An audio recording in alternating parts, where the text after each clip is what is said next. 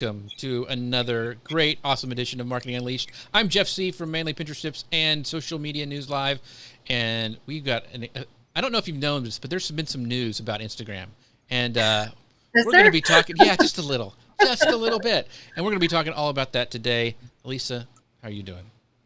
I'm doing great, Jeff. And just before you hit the button, we were talking about your bee suit. And I think that we should get votes for who wants Jeff to show up next show in his bee suit. Maybe my hat. I don't know if you want to see my... I totally vote for this. Yeah. So it's my neighbors. They're just like, there's either just a crazy wild man out there or this crazy dude man in a bee suit. Yeah. So, yeah. But yeah, honey, man, it's awesome. Nature's good. I haven't made mead yet. I need to try that, but I haven't done that.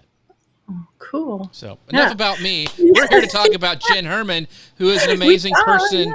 I've known Jenn since the Google Plus days. That's been a while. All the way back. Yeah, and so she has just rocked it. I'm getting some sort of echo. Do you guys hear that? Is it just me? Let me turn myself down. One of the things is since that time, she's written like 4 books. And so like if you're watching over on Amazon Live, I've put them down in the carousel. If you have any interest in Instagram for business, all her books are listed down there. So make sure you check them out because I don't know, you'll know at the end of this show, but she's super smart about all this stuff. So I can't wait for you to talk to her about all sorts of stuff. But before we get started, I want you guys to let you guys know about this amazing webinar that Elisa has put together at bit.ly/TW social selling. It's all about selling on social. Elisa, break it down for us. What is this about? Why should people sign up for this? Yeah, so I think that we know social is good for selling, social is good for community, blah, blah, blah. But I think where I, anyway, kind of fall short is thinking about, have I hit all the areas of my funnel with social? Because you can hit it from that first brand awareness all the way through consideration and through the purchase and then through activation. So getting people to talk about you. So how, like practically speaking, how can you do that on Facebook, Pinterest, and Instagram? So kind of thinking about, all right, where am I doing really well? Like, ignore that part. Feel free to fast forward, but really focus on those areas where you can step it up a bit. And there's a PDF as well, because I feel like the webinar is a lot of like, do this, this, and this. The PDF goes great with it, so you can just kind of mark off like, this is what I'm going to add this week, so you don't get overwhelmed. So here we go. I wanted to say some shout outs to some of our friends. We've got Trona going, hello. So she must be on a cliff somewhere. Hey, Jill wants to see the Bill's bee suit. Oh my gosh. Told you. This is just not going to happen. Our friend Sally Howe from across the pond says, hello, everybody. And Shelly says, I left another Facebook Live to join you guys. Ooh. You chose wisely. Wow. So because Jen's here. Yeah, so why don't you introduce our friend Jenn Herman, because she's amazing. And so, Elisa, I'll leave that up to you while I start clicking buttons. Yeah, so Jenn is an incredible speaker. She has amazing shoes. True. And she is, you know how some people are like internet famous just because they're internet famous, and you're like, how did that ever happen? This is not the case with Jenn, because she lives, eats, breathes, sleeps Instagram. So when I have a question about Instagram, I go to her Facebook group, which is Jenn's Trends, and there's going to be an answer there. Or if there isn't, I can ask, and there will be in a moment, because Jenn is up on all of this good stuff. So when I was thinking about, I have some Instagram questions. You're the first one that came to mind. So we're just thrilled to have you here. Thank you. So also, real quick, too many buttons. Cassandra says, hey, Jenn, I follow you on Instagram. And by the way, if you would like to follow Jenn on Instagram, you can go to @JennsTrends. That's @JENNS_trends. And that's how you can find out about her and follow her. So do that, because she is amazing. All right, let's get this show started. Okay, I am getting a little bit of an echo from you, Jeff. Jen, I have headphones on. Jen, can you turn your speakers down if you have them up a little bit? I think maybe that would be it. Yeah, or I can try to throw in some headsets. Hold on. Okay. All right. Talk amongst yourselves, everybody. So, raise your hands if you saw or heard about the founder of Instagram and his announcement from, what was it, last week or the week before? Oh my gosh, it set the whole world a Twitter on Twitter and everywhere else. It did. Yeah, so basically what he said is Instagram is no longer a photo sharing app. We want to have entertaining video, just like Buddhist, Tiffany says. Just like TikTok. And so that's what it is. And so instantly everyone, well, Jenn knows she was in the middle of all this. So what did you see? Ripples, yes, at least. All right. Hopefully this audio is better. I mean, Cool. hopefully that Yeah. eliminates Yeah. the echo Good. for you guys. Okay. Yeah. So Jeff and I were actually talking in the pre-show about when Adam Mazzari came out, and it was like in a 3-minute video, right? Like as a casual comment at the end of the video, he said, Instagram isn't a Square-based photo sharing app anymore. It's an entertainment destination. And it was like in this context of the whole thing. And I watched the video and was like, okay, whatever, no big deal, go about my life. And then the fear-based marketers came out. All of like the articles started jumping on, head of Instagram says it's, this is not what it is anymore, and it's not a photo sharing app, and da-da-da. And I was like, well, there goes the next 24 hours of my life, because now I'm going to have to deal with all of his rumors. And so it really was like, he should have said it's not just a Square photo sharing app anymore.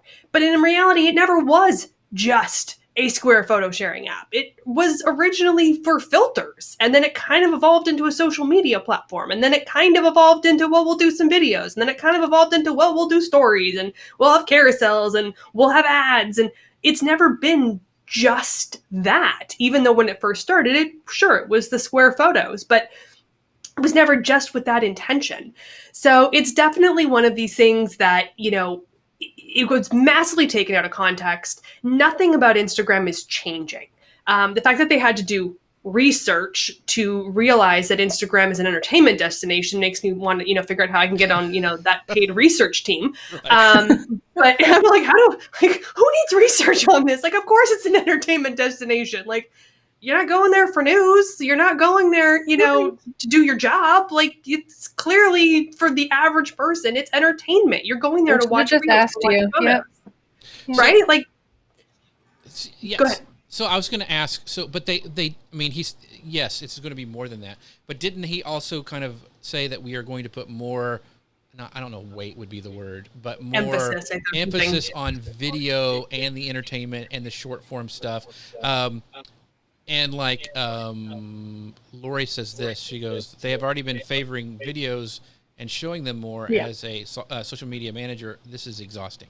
So I get her pain. I really do. Yes. And there's going to be a push towards video, right? Like that's everywhere. Kind of inevitable. And when it comes to Instagram stories, that's always favored videos. It's the type of platform is ideal for video over photo and text, because you can watch a quick 10-15 second video versus trying to read something really quick in 7 seconds. So it's always kind of favored that. Reels obviously is video centric and is a huge attack against TikTok, which is obviously their largest and most significant competitor. So yeah, we're going to see more of an emphasis on video, but that doesn't mean you're not still going to have photos. It doesn't mean that the feed goes away. Mm-hmm. Over time, we may see a shift. We may see more videos popping up in the feed. It may default to a video feed, and you have to click on the photo feed to see photos instead of videos. It might be one more button to get there. So it's going to be an evolution. Absolutely. We're going to see more video. I think that's inevitable across a lot of platforms. Everyone's embracing things like live video and video capabilities and all these, although Twitter said goodbye to fleets apparently. So right. they're the one company that is like, screw the stories, we're out. Well, first of all, they named it after a thing to clear out yourself before you have a colonoscopy. So I'm like, why would you name it that anyway? But that's neither here nor there. But here's the question, and I think the biggest concern when people hear this, and you mentioned that yes, we may see a shift, but actually saying like the concern is that they're pushing video and moving away from photos, which means those primary that post photos won't get as much reach, and that's what I think for a lot of small businesses who hear this, and we have a lot of people who watch the show and they're, it's hard enough for them to do photos and have a photo strategy and all this stuff. And now they're saying it's going to be, more reach will go to video. And I feel their pain because, I mean, it's hard. Yeah. And even photos aren't getting as much reach. We had on another show, Social Media News Live last Friday, we had Peg Fitzpatrick talking about this. And she was saying, my Instagram from a year ago is way different than my Instagram is now, reach-wise. And so what do you tell people who are struggling with, do they need to flip their strategy? Do they need to, go all in on video? What are you telling these people who are like, actually that we're struggling with this? Well, and I think the big thing that a lot of people have to realize, and Adam Mazzari has talked about this as well, Instagram today is definitely different than it was a year ago. The pandemic changed how people interact online and when they interact online. People used to only check Instagram on their commute, or only at lunch, or only on the weekends. Now they're like, well, I'm sitting at home doing nothing. So they're on there at different times. More brands embraced social media and Instagram during the pandemic because they had no other means of communicating with their audiences. So we saw a huge uptick in consumer behavior in how, they're consuming the content. And then in terms of the businesses, how they're creating the content. And, like all good marketers ruin everything. They're like, more is better. And then that's saturation. And then that alienates audiences. And it becomes this, kind of vicious circle of chaos. And so right now, like the last year is an outlier across the board. You cannot look at what's going on today, 6 months ago, and a year ago in any sort of normal context compared to what you were doing prior to 18 months ago. And what we're going to have going forward over the next 6 to 12 months, we don't know. Will things start to go back to, quote, normal pre-COVID days where people are in the office more and they go back to commute time and lunchtime, usage? Will more people be working from home? Will more people, still want to use social media in the same way or differently? Are they going to move to things like TikTok or Clubhouse? Or are they going to want to stick with the Instagrams and the Facebooks? There's so much that has evolved in the last 18 months that we can't just say, oh, well, yeah, what worked then works now, because the whole platform, the entire ecosystem is different. So yes, we do have to look at our strategies. We do have to look at what's working. Look at your posting frequency. If your reach is down and you're posting every day, try posting 3 times a week. If your reach is down and you're posting once a week, try posting 3 or 4 times a week. Go up or down, change your frequency. Look at doing things related to, more stories or more reels versus doing feed posts. So you can commit the same time in your strategy, do 1 or 2 feed posts and do twice as many stories. You're going to have to look and be strategic, but you also have to realize that we need to test these things over time, 6 to 8 weeks. And then by the time we finally figure it out, it may change again. The only comfort, if I can give you any comfort, is you're not alone. Like, right. I realize it's frustrating, but it's not like you're the only person out here going, oh, well, my reach is down and I'm getting no engagement and Instagram sucks. Everybody's feeling the pain, and it's a platform ecosystem that has changed. We need to evolve and give our audience what they want. Go look at your insights. Look and see what content is performing well. If reach is down from last year, okay, what's performing well right now? Do more of that. Try doing reels. I'm the first person to be like, Mama ain't touching reels. Okay, we all know Jen doesn't like reels. But that doesn't mean I won't try them. Doesn't mean I won't incorporate them. Doesn't mean I'm not telling people to use them, because for most people, they're incredibly valuable. And if you start intermixing some of those, it could help with your overall reach, because Facebook, aka Instagram, will put the reach where they want it to go. And right now they want it on reels. So if you really want to change your strategy and try to get more reach, it's time to embrace reels. Yeah. So suck it up, everyone, is what Jenn said. Suck it up. So if you want to get your account engagement up, all right, yes, use reels and those will get more engagement. But if you're creating reels, will that do anything to help the reach of the rest of your content, or no? It has been hypothesized, yes. I have not tested this personally. I have seen others who have tested it and shown positive results. Because if you post, let's say, 1 reel a week or even 2 a month or something like that, because that engagement is up, it's going to likely boost the production of your other content. If you have high performing content, your other content typically performs or at least gets more reach as well, because Instagram says, well, if everyone like this, they'll probably like your other content. So just algorithmically, that can work. Also, Instagram has said that they are rewarding Reels creators, meaning there is probably something on the back end that says if you're regularly creating Reels, they are going to reward you with other boosts in other content performance in order to get more reach across the board so that you keep creating the content that they want you to create. Interesting. So I've got a bunch of questions. Shocking. I know. First of all, is that the people, some of the biggest groups that freaked out were photographers. So what do you tell now? And we have like Sally Howe in the audience, and she's a photographer. She does jewelry, and I know a lot of her stuff is photos. Now she does a great job with video because I've seen her video pins as well. So what do you tell photographers, because they're like, this Instagram was my jam. That's where I was at all the time. So I mean, are they gonna have to start animating their photos, or that's the loudest group that I've heard from so far. And I agree, and it is hard, right? Because photographers, we actually go find photographers on Instagram. Like if I'm looking for a photographer, I don't go to Google, I go to Instagram. I want to see their photos. I want to see what they do. Like, your website is confusing. Instagram, that's easy, right? So photographers rely heavily on Instagram as a platform to build their audiences, to grow, that presence, to gain customers and all that sort of stuff. So, I'm going to tell you, you're going to have to just kind of, be consistent. You're going to have to kind of push through a little bit of resistance right now with diminished reach and those sorts of things. But consider doing something where, again, share, to stories, create a reel once a month, even just do it consistently. That's maybe a behind the scenes of a photo shoot. Do something that gets some of that added content that keeps your photography higher in performance. So we're not going to force ourselves into video.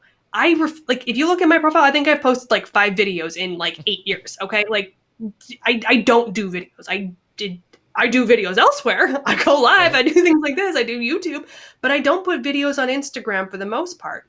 So look at ways that you can, like me, struggle a little bit with the photo content, but look for ways that you can create some video content, whether it's a Reels, whether it's sharing your feed post to stories so that people in your stories are going, oh, she's got new content. Let me jump over there. Or create a story sequence that, has some of your still photos in there and then says, for more, go here, or make sure you check out our profile. I mean, you can do your own cross promotion in there.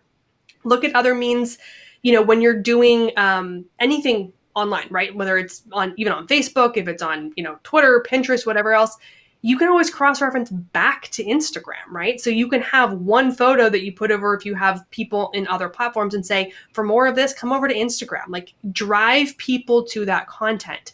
When you drive that content behavior from followers already, but non-followers, people that are seeing it in the hashtags, people that are coming over because they saw another link and maybe they're not following you on Instagram.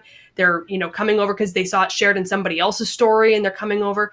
Those non-follower views and performance significantly boost your overall performance as well. So those are ways to, again, keep your content traditional to you. You do photos. It's fine. You can still do photos. I promise.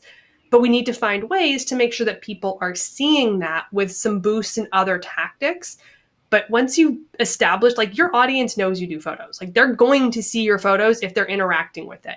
I should also point out that this is one of the things a lot of people struggle with, is that your content has to resonate with that individual user, right? So if Elisa always loves my content, but Jeff is like, oof, this Jenn Herman chick, she crazy.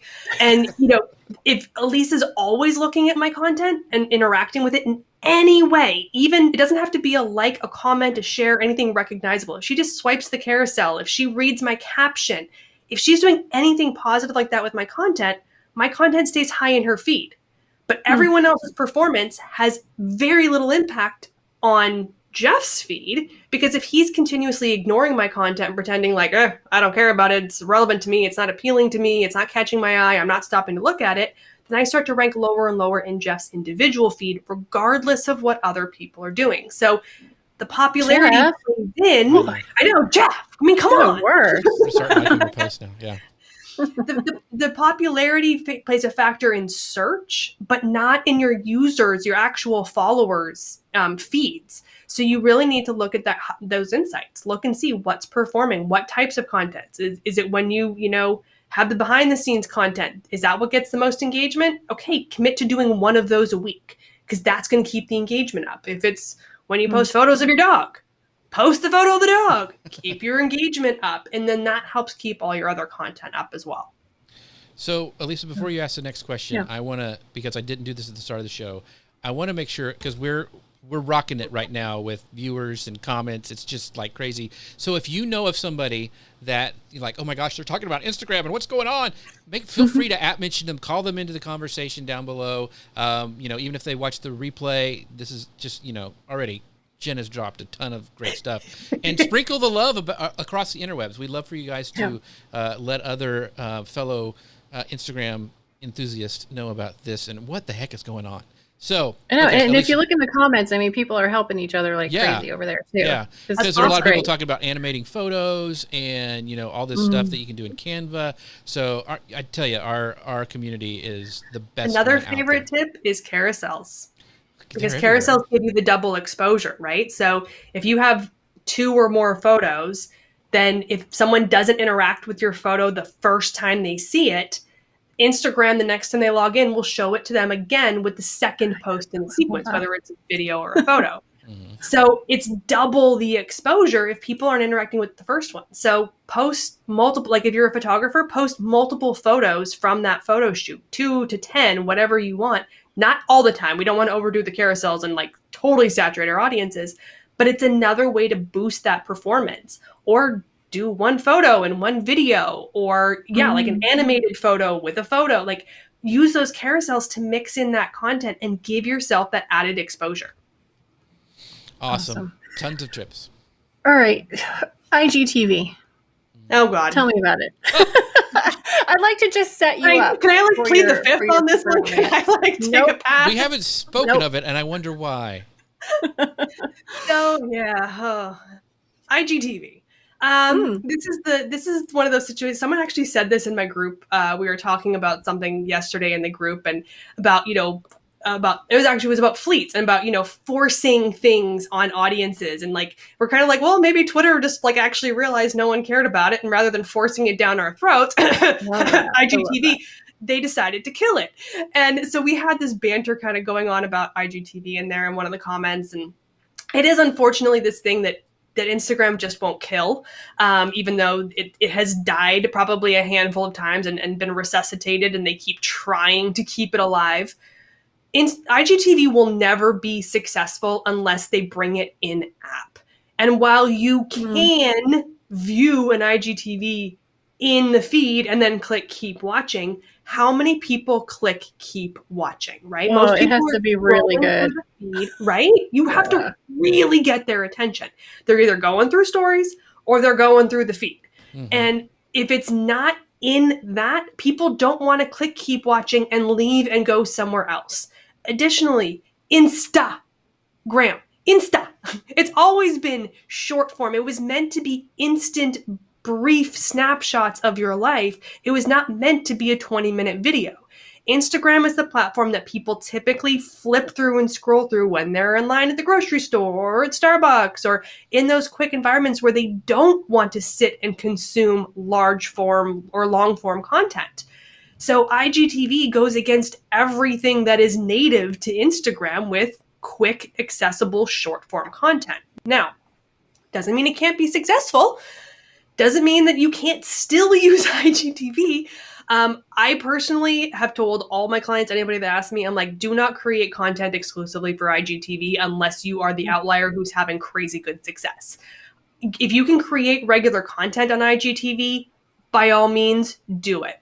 But for most people, that means repurposing. Take something you've put on, Facebook or YouTube or elsewhere, and repurpose that video, throw it up on IGTV, throw a caption on there, create a cover photo for it, and call it a day. If you can do that once a month and create consistent content, great, virtual high five, good on you. But it's not going to transform your strategy. it's not likely to do anything to boost reach or performance unless you have an audience that is looking to consume that type of content. You've conditioned them into it and they are already doing it. Great. Otherwise, Awesome. don't worry about it. So a comment right here. I always thought carousels hurt your reach. Thank you. Loving all these golden nuggets. Yeah, we're chock full of golden nuggets today. So chicken nuggets. Yeah. Oh, don't get me started. We always talk about food and I get hungry. I know, because you never eat lunch before the show. So which I could go without like a couple days of that. I've got my winter storage on. So one of the things that I wanted to talk about, because the news last week, a couple things, this big thing by the head of Instagram, but also like TikTok went up for like, they're now 3-minute long length of videos you can post up there. And, YouTube Shorts is rolled out globally, all this stuff. And to your point about Instagram, the short amount of content, do you think more and more of all the stuff that we need to create as content creators, as business owners, needs to really think about that short form video style content, how to hook them, how to keep them watching until the end of 3 minutes, which seems like a long amount of time, but it is. It's a lot of time to keep people engaged for that long. Is that something that you are recommending to your clients that we need to do, is really start, okay, everything's going to this short video content. How can we do that with stories and the reels and all the stuff that's going out? Yeah, and if you have not noticed yet, as you two obviously know, brevity is not my strong suit, okay? If you can say it in 100 words, I can say it in 500. And okay, like, let's face it, I am like short form content, not my jam, okay? I need like a 3,000 word blog post and a 20-minute video to say what you could have said in 2 sentences.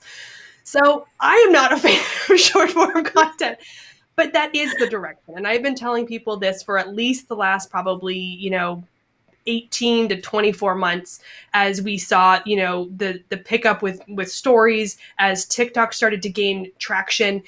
This is what we have conditioned the audience into, especially the younger demographic. If you are going after anybody under the age of 35, you need to be focused on this short form content. And TikTok at 3 minutes is not short form content. That is long form content in that user base. Mm-hmm. So I'm actually shocked they went to 3 minutes. I see why they did it. And I know a lot of TikTokers were doing like, part 1, part 2, part 3, and then people would see the part 3 and then be like, wait, where was and you're having to go back. And so now they're letting creators create that longer form video. I get it. And I trust me, I understand how hard it is to put your content into 30 seconds or 60 seconds. But we as a culture, as a social media industry, have programmed our audiences to have attention spans of under 60 seconds. It's why when you have an Instagram story sequence, if you go beyond 6 or 7 posts, which is typically that 1 minute mark, give or take time-wise, we see huge retention issues. It's really hard to keep people engaged in that kind of content for anything more than a minute. Now, doing a live show, doing a webinar, that's different. People show up anticipating giving you 30, 60 minutes of their time. Scrolling through Instagram, scrolling through TikTok, they're not wanting to give away minutes and minutes of their time. So, yes, we really need to think about it. I mean, talk to my daughter. If they give you minutes and minutes across the platform, not per person. Exactly. That was the distinction I wanted to make. I have to ban myself from TikTok most of the time because that's an average user spends over an hour on TikTok and spends about an hour on Instagram per day. So people are spending plenty of time on these platforms.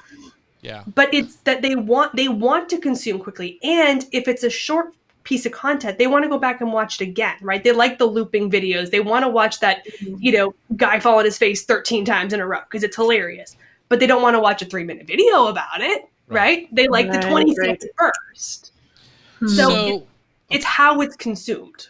So that being said, you talked about IG Live, and we had, like I mentioned, that other show, we had a Peg on talking about that. And because Trona says this too, she goes, Instagrams are paying creators to use IGTV. Sounds like TikTok a little bit. And there's this an announcement too that they're spending, I can't remember, Facebook and Instagram are paying creators so many millions of dollars to do this. 1 billion. 1 billion, yeah. And so like Peg they're paying her to go live, like I think once a week. There's like this thing, they're kind of gamifying it. So, which I'm paying creators, I'm all for it. They need to do more of that because that's our content that made them all this money. Right, exactly. So, you know, do you think going live on Instagram is a good strategy? Let's forget about if you're getting paid by Facebook or not. But do you think is that something you do on Instagram? Is that a good thing to do? I am a huge proponent of Instagram Live. Now, that being said, I have not been doing much for Instagram Live for a couple reasons. One is because, again, when the COVID era started and everyone went on live and it literally was crashing Instagram and like you couldn't go on Instagram and not see 10 people live at the same time, I was like, okay, we're going to take a pause on the live strategy because I'm not going to compete with this. But even now, like that, it's kind of, you know, tapered off and it's a little bit more normal. I've actually started doing my live show on Facebook for my personal reasons and everything else. And a lot of it honestly has to do with testing. And it's kind of hard to test things when I'm doing it on the one platform and I have to like go back and forth. So that's why I'm not currently doing it. I'm testing doing Facebook Live right now. But that being said, I'm a huge proponent of Instagram Live.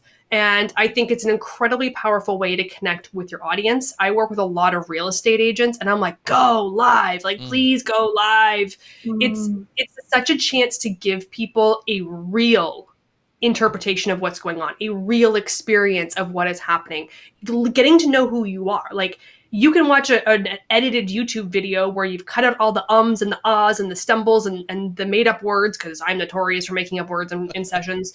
And you can cut all that out and have this perfectly polished video, but no one really knows who you are. Did you script that? Did you actually answer those questions? How much do you really know about the topic? You know, how good is that product when it's been edited 14 times to fit into that short video? But when you go live, people see for real what happens, right? They get to know you, they get to know your voice, your nuances. They're seeing what's happening with that product or that experience firsthand. You can't edit it out. You can't fake it. And so there's such a trust factor that ties in with that. And people, especially if you're doing like an episodic type live show where you go live every Tuesday at 9 a.m., every Thursday at 5 p.m., people know they will show up. They want to tune in, much like we're doing the live show right now, and they want to be a part of that.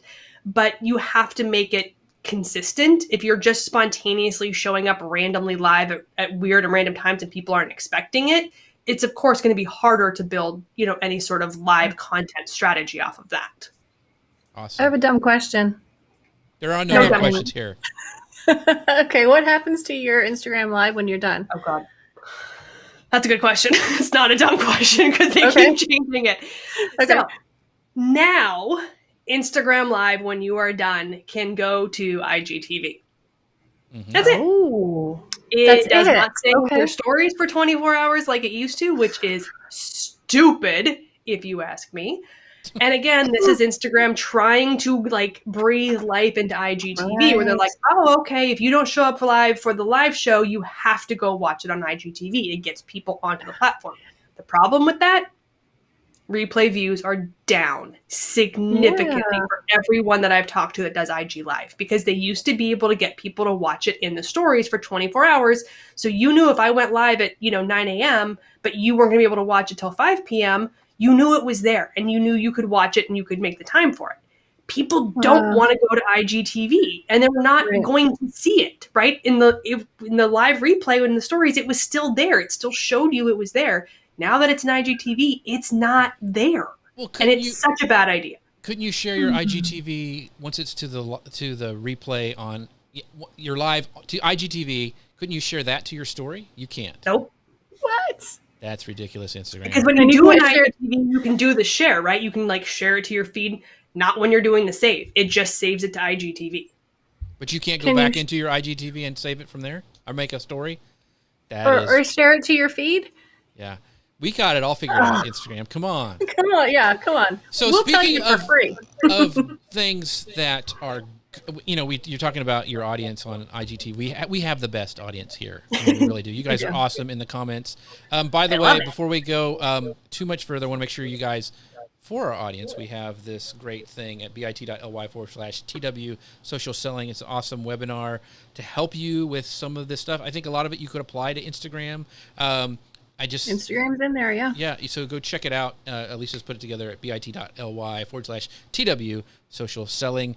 But we have a ton of questions. We do. Let's do some questions. Do you want me to? Do you want to save them and do rapid fire, or do you have some more questions? We never get to the lightning round, so okay. let's... Well, we'll just do it. So let's do the question. This is Laura. Yes. She goes, I don't know if this is asked already, but will editing on IG post once it's posted stifle your reach? Great question. Bad rumor, bad myth, not true. You can absolutely edit a post after publishing. 2 seconds later, 2 minutes later, 2 days later, 2 months later, it doesn't matter. You are absolutely entitled to do it. It will not impact your reach or performance in any way, shape, or form. Fix a typo, add something you forgot to list, you forgot to put your call to action there, fix a hashtag, add a hashtag, do whatever you want. What Instagram does not like is bulk activity. So what you don't want to do is go in and edit 10 posts back to back. That's bad behavior that looks spammy or too salesy or too manipulative. So they will punish you with reduced reach and possibly even put you in Instagram jail if you edit too many posts in too close of a time period, basically back to back. But if you found a typo, if you need to add something, if you want to go back, if you ran a campaign and you want to go back and hit it, change to, contest closed or winner announced or whatever, yeah, go for it. Instagram doesn't care. Wow, that was one of the questions I was going to ask you because I believed that. So thank you, Jenn. You're welcome. So, Sally, I've heard this a lot. People saying that people are wanting less polish and more real now for sure. So when you were talking about the live video, do you think that even in your main feed on Instagram that is true? This became especially an issue during the pandemic. Okay. And the reason why, especially for influencers, celebrities, the big brands, how are you out there doing a photo shoot when we're all under, home confinement and wearing masks? So people were getting really skeptical of these overly polished, perfect images when everyone's, put on, as you quote, the winter weight, and we're all stuffing our face with bags of Cheetos all day long because we aren't going to leave our house and who's going to see us. So the raw, the kind of unfiltered definitely made a bit of a resurgence during that kind of period. Additionally, you have to understand, most people, I tend to be the exception to a lot of rules, so it doesn't work for me, but most people get way more conversions and way more interactions from their Instagram stories than they do from their feed. And the reason why is because it tends to be more raw. Even if it's got a filter on it, it tends to be that spontaneous content, right? You kind of fumble over your words, you say something quick, the audio is not great, it's a quick photo, you do a couple quick filters on it and you call it a day. Whereas on our feed, we only put the overly polished, the perfectly staged photo with the photographer, with the Photoshop editing, with the perfect caption, and we put all this effort into it because it's going to live forever and it's got to be amazing. It's going to be perfect. But everyone's looking at your stories being like, well, this is you. This is the fun you. This is the exciting you. And then I see the polished version of you and you're like, meh. So there's definitely been that shift where people do want more raw content, even in the feed. Yeah. Good for me because I always look raw. I'd look very raw every time. It doesn't matter if I have people touching me up. Doesn't matter. I've got a face for Photoshop. So here, this is from Nicole. She goes, what if we don't want Reels to sit on our profile page since it doesn't look the same as your feed? So a couple options. Your Reels don't have to go to your feed. You can publish Reels as Reels only. When you put it to your feed, all you're doing is ensuring that your followers see it. Well, and even then you're not really ensuring it, but you're putting it in the feed of your followers at some point. So you don't have to toggle that option on. You can choose not to share it in your feed, which would allow it to just be on just the Reels, or you could share it to your stories and Reels, but that allows it to show up in the Reels Explorer if it's relevant, allows people to see it on your Reels tab because there's a tab now where you can go to Reels, so your Reels would still be there if someone wanted to come to your profile and look at your Reels. And the other thing you can do is if you wanted to, because you want to get in front of your audience, you can put it on your feed, and then after 48 hours, a week, whatever it is, you could choose to archive it off of your feed. So it still remains a reel, it still remains active, but you archive it out of your feed. Very, very cool. So here's a great one. In terms of reach, is it better to do videos in IG stories or in the feed? What say stories. You? Why is that? So, and I'm not saying that things haven't changed, because Instagram likes to change things all the time. And I know a lot of people have a lot of opinions, and I have no data to back this up one way or the other. But in the past, as of like last year, algorithmically, Instagram does not give preference to photos over videos. Now, when I say that, I mean videos in the feed. I'm not talking IGTV and Reels videos, because that's a totally different story. Those do get preferential placement 100%. But a video feed post versus a photo feed post, one is not preferred over the other algorithmically. Now, if your audience prefers videos, then they're more likely to interact with those. They're going to see those higher in their feed, because that's the content they've told the algorithm they want to see. So in that sense, no, it's not advantageous as of my understanding, and things can change, and Instagram doesn't tell us everything, so it could be different. But as of recently, algorithmically, there isn't that preference. But in stories, absolutely, do the videos up there. People love story videos, and if you can, like, I mean, again, do some cross posting. If you've got a good feed audience, like, so for example, if I do a feed post, on average, easily 4,000 to 5,000 reach on any feed post I share. My average Instagram story reaches about 400 people. That's a 10x difference. Right. So I don't use a lot of stories. It doesn't work as well for me. Like I said, I'm the exception to a lot of rules. So I will continue to put my focus more on feed posts than I do on Instagram stories. But again, you have to think about your audience, right? If your audience is only logging into Instagram once a week, then a feed post, they're more likely to see. You're going to get more reach, because that's going to get shown to them whenever they log in. If they're only logging in once a week and your Instagram story only lasts 24 hours, if they don't log in during that 24-hour window, they're not going to see it. And I have a lot of passive users on Instagram, because I meet a lot of people at conferences and a lot of places where they're like, oh, I listened to this Instagram session, I follow Jen Herman, and I'll never use Instagram again. So I have a lot of passive, audience. Say no, thank you. I know, I'm like, only follow me if you're actually going to log into Instagram after that. You should have a separate conference handle. Right? One that like no one ever looked at. But so it is something that you have to kind of, consider your audience and what they do. But for the most part, I would say video is still more valuable if you're looking at stories. So Bobby asked this question. She goes, I have a business account, so I've been blocked from using good music in my reels. Any tips for using the terrible music search interface to find decent music for reels? But how do you really I'm feel? so sorry. I know. And I mean, this is like quickly becoming like the second question that I could retire on if I got paid every time I answered this question. The first question is, where do you put your hashtags? But this is closely becoming the second. But honestly, there's nothing you can do. And this has to do with Instagram is probably the one social media platform that actually seems to give any sort of concession to copyright regulations. Right. Yeah. And that's the purpose behind this, is that if you are a business profile, they assume that you are selling a product or service with the intention of making money.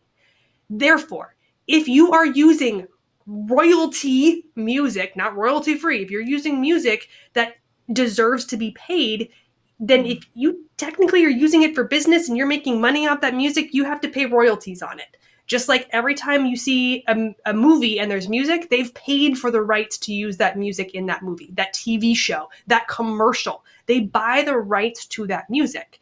And so as a brand using music, you're supposed to pay royalties on it if you're using it for marketing.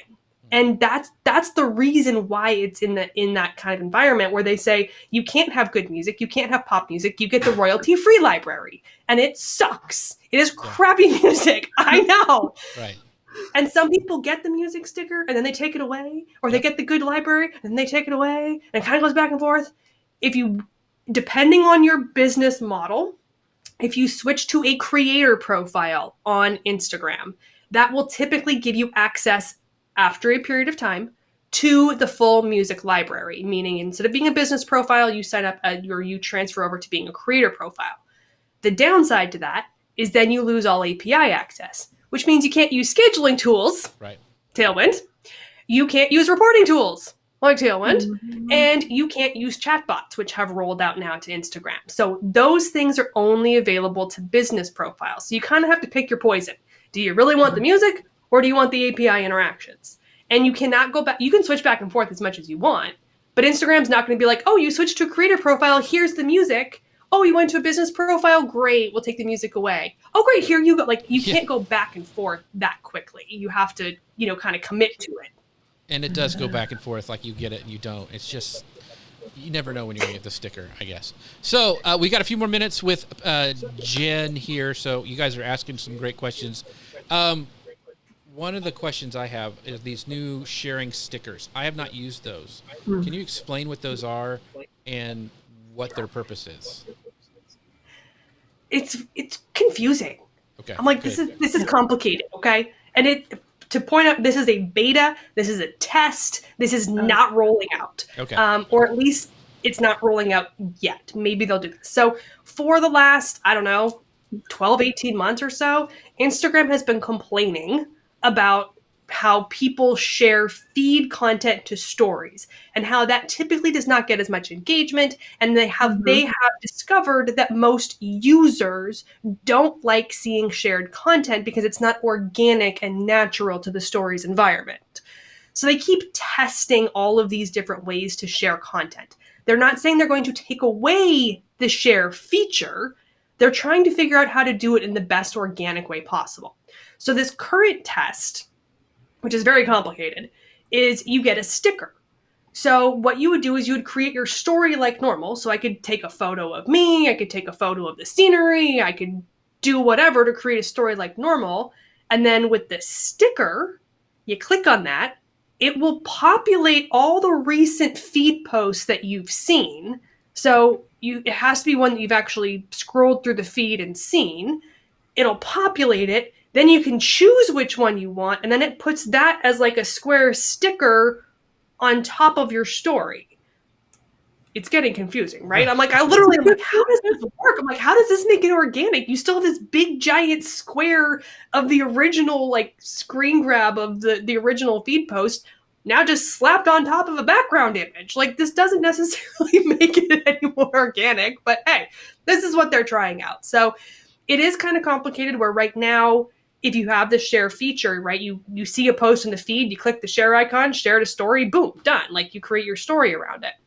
So the fact that this would essentially remove that functionality and you'd have to like choose to go into a story, launch a story, then go find the feed post that you just saw that you want to share. Right. I'm like, this is really cumbersome, but I think this is their intention. That's the point. Yeah. They don't want people to share. They want to make it complicated. They want to make it so you have to really want to share that piece of content, which I think is detrimental to creators. If I create a piece of high value content and it's easy for you to share it, of course you're going to share it. If now you have to go and launch a whole story and create the thing and take a photo and add all the things and add a sticker and then go find my post, remember which image was the post that tied to it, my shares are going to go down. And I rely a lot on shares, which we can talk about that rumor too, because I know that we're going to talk about that. We're going to talk about that. I rely on shares. That's how I grow my audience, because I share a newsworthy update about Instagram and people share it. Like, now you're taking away that functionality that as a creator is going to hurt me significantly from that capacity. I love Lizzie that. Says, I want to go back to 2010, please. We can skip over the pandemic, but yes. Yes. So what was the question you wanted to ask, Elisa? So because we only got a few minutes left.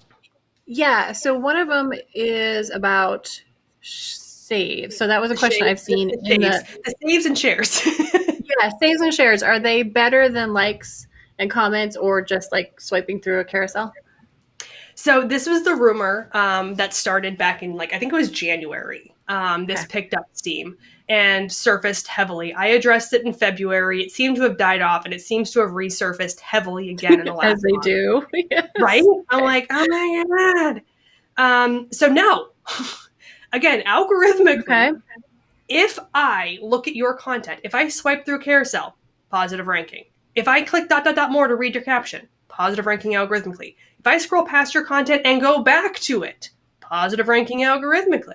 If I navigate to your profile from your post and do anything from there, click on the link in the bio, look at your profile, send you a DM, do anything, positive rankings algorithmically. All of those are weighted exactly the same as a like, a comment, a share, and a save. Instagram does not weight content. Facebook does. And that's where this myth came from. Facebook says certain types of activity are worth more. They also work in a popularity contest, meaning the more people interact more positively with your content, the more people they show it to. Instagram doesn't work that way. So if you always interact with my content in a way that does not give me a metric, meaning you swipe through the carousel, you read the caption, you stick a little longer on that photo to look at it than normal, you could literally never put a like, comment, share, or save on my content, and I would rank at the top of your feed because every single time you took some sort of positive interaction with my content. So the likes, comments aren't weighted any differently than a share or a save algorithmically.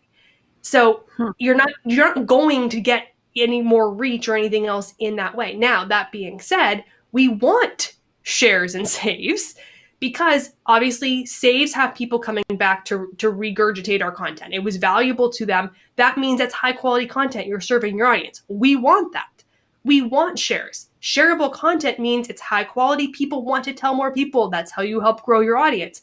We want to aim for shareable, savable content. But I know exactly when I post something if it's going to be a high share content. I can tell you immediately because I know this is going to be engagement, this is going to be high share, this is going to be lots of website clicks. I know which piece of content is going to drive what, and I'm not only doing the high share value because that doesn't serve my strategy. I also need the high website clicks. I also need the high engagement because if I get the high engagement, then they're going to see the website click requests. So it all has to go in. It's all valuable. And there's no weight across Instagram algorithmically that puts one over the other. So you can kind of see why we have Jenn on the show to talk about Instagram. So do you think we should have a part 2? Let us know down below because I think maybe you guys might want to have her come back on the show. I'm just guessing. Just guessing. So really quick, a couple questions because we were talking about we were making jokes about conferences having a separate account.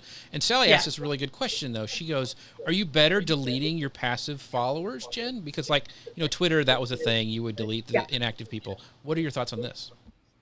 So for the most part, no. It depends on, again, your strategy. Now, if someone saw me at a conference and they chose to follow me, but they didn't log on to Instagram for the last 6 months, would it behoove me, algorithmically and engagement rate wise to delete them? I mean, if you want to do simple math, yeah. But what if they come back in 6 months? And what if they finally launch that Instagram strategy and they're ready to dive in and now they're not following me and they forget my name and they're like, oh, who is that person I listened to at that conference? And now they're not following me. Like, I lose the potential for that long-term relationship, and I'm going for longevity, not short-term, right? So for me, it's not advantageous. In the long run, for most people, if someone chose to follow you and if they're not engaging with your content, they're just probably not seeing it, right? Because they're probably ignoring it or it's falling low enough in their feed. You can remove them if you really want to. It kind of helps your overall numbers, again, if you look at the simple math, but it's not a detriment, again, from the algorithm, the content side. What Instagram is looking at in terms of content performance is how you perform with followers and non-followers. So if you have 20,000 followers and 5,000 are always interacting with your content, if you knocked it down to 15,000 and the same 5,000 are still interacting, Instagram doesn't care. That difference of who you kicked off is like, it's making your engagement rate look better because now you have 5,000 out of 15,000, you're at 30% versus, at 20%. But Instagram knows the same 5,000 people are still interacting with your content. So it's from that back end, it's not impacting your performance. It's really just a visual component. So I don't really recommend, deleting inactive users. I do tend to look at followers that follow me. If they tend to be what is obviously spam or, brand new accounts, or they have like 2 posts and they're following 3,000 people, block. I do a lot of that. I kind of preemptively choose who's allowed to follow me. But once someone's following me, I don't typically go back and worry about their activity level with my content. Awesome. All right, Elisa, I know you wanted to ask this question, but Terry beat you to it, so you can read it. Oh, thank you. Okay. And you know what? There are several other people who asked as well. How many hashtags should we be using now, and why are we asking this question? So this came up recently. You can go to my YouTube channel for the long-winded answer because I know we're getting to the top of the hour. So you go to YouTube and just search Jenn's Trends. It's like one of my my last 2 videos. This actually came up because somebody who is a creator and influencer a couple weeks back, maybe almost a month ago, had a discovery call with Instagram where they gave him all this advice on how to be more successful on Instagram. One of the things this Instagram rep told him was to only use 8 to 15 hashtags per post, and that in doing so, you're better telling the algorithm what your content is about. If you use too many hashtags, you confuse the algorithm, and that ruins your search capabilities. So everyone, again, jumped on this, started freaking out, and this was the first time there was ever anything from Instagram that gave a specific number to use, right? Every time Instagram's like, you can use up to 30. Like, they always give very vague answers in interviews and publications. Yeah, it's the technical limit. Yeah. This was the first time there'd ever been like anything documented that came from somebody within the Instagram sphere that said a number. So of course everyone jumped on it. And while this is one of those like context things. I don't disagree with the context of what the rep said, which is that most people, when they're using 20, 25, 30 hashtags, they're trying to hit like the smorgasbord of content, right? So they're going broad and range of all the things and everything from, what's in the photo to the industry that you do to, your branding to, whatever's trending and hashtagging this and they go all over the place. And yeah, that does confuse the algorithm. And with keyword search, that is why this is important, because Instagram is moving towards keyword search. So it's looking at what's in your content, what's in your caption, what's in your hashtags, what's in your bio, what's in your content in general. If you're always posting about Instagram marketing, but all of a sudden you start posting about dogs, they're like, that seems a little odd. So it's looking at all of these things. And so if your hashtags are all over the place, it makes it hard for the AI to figure out where to place your content in keyword search. So no, there isn't a limit. You can absolutely use 30 hashtags, use 22, use 2. It doesn't matter how many you use. You want to keep them strategic to the content for which you want to be found. Meaning, if I was to go and take a photo right here, I wouldn't do things like, hashtag pink and hashtag glasses, because that's irrelevant. I would do things like hashtag social media marketing, hashtag Instagram marketing, hashtag, Instagram consultant, or any of those sorts of things. I'd use the names of the books. I would use hashtag mom boss. I would use any of those things that tie into who I am, what I do consistently, as well as being related to that content, rather than trying to go too broad and crazy all over the place. Awesome. Well, Marnie goes, when we were asking how many parts, she said part 2 and 3 and 4. Yeah, so, I know. I saw a lot of response there. So, there's one question, though, we got to ask. We have to leave it. We have to leave it. We don't have time. We have 3 minutes, and we have to give... What do you want to say? It'll take 1 minute. Jen will not answer it in a minute. She can do it. Okay. I recently heard, this is Lorena, that you should use the alt text to add hashtags to boost your posts. Is there truth to that? They said that it makes them be at the top of every hashtag search. No, it does not. Alt text, yes, absolutely. Not for hashtags, but definitely add alt text whenever you can. It is valuable. It is helpful. It does help in that search and that keyword search functionality, but don't dump it full of hashtags. Because the reason alt text is there is for screen readers. Screen readers can't read hashtags. So you're actually seriously messing with the people who rely on alt text by dumping it full of hashtags. Yep. Yeah, and use hashtags and stories. Drop the mic. Give her a hard stop, and she's awesome. No, I'm just kidding. Jen is amazing. Thank you so much for this. But we want to. I've been flashing it the entire. I haven't been flashing. I've been flashing the URL the entire time. Thank you. So make sure. It's that kind of show. Yes, this is G. This is a family Nobody wants show. to see that. Please walk away. Jen'sTrends.com is where you can find her, but also at Jen's Trends, and that's Jen with 2 N's. For the podcast listener. So it's at Jen's_trends to follow her on Instagram. Jen, where else can we find you, and where can we get your books, like your plethora of books that you have? Yes, well, for the Amazon Live viewers, obviously you've linked to those. You can also go to jenstrends.com/books. All the links to the books are there. Those are for US-based users primarily. But you can go to Amazon, any major bookseller, and just search for Instagram for Dummies, and you will find both the Instagram for Business and the Instagram for Dummies books. And then if you really want to stay up on all things Instagram, join my Facebook group. Go to Facebook and search Jen's Trends in Social Media. You'll find the group. And it is the one place we talk all things breaking news related to Instagram. We actually talk everything there first. And then I usually post about it other places because we like to work out all the nuances and the confusion, like the sharing sticker. And then we'll talk about it in other places. So that's the place to be for all the breaking news. Awesome. And do not forget the awesome webinar that Elisa put together at bit.ly/TW social selling. Go check that out. And with that, thank you guys so much. You guys have been amazing as always. Thank you for all your shares and your comments and all that you do. We would not be able to do the show without you guys here with us. Elisa, I'll let you have the last word. The last word. Well, I got to go with what came to mind, and that was, Jeff, do you remember when you used to make those videos, those crazy, crazy videos? The one I remembering is of you in the shower in a raincoat. Stop. Do you remember those, Jen? Those were so good. They're so bad.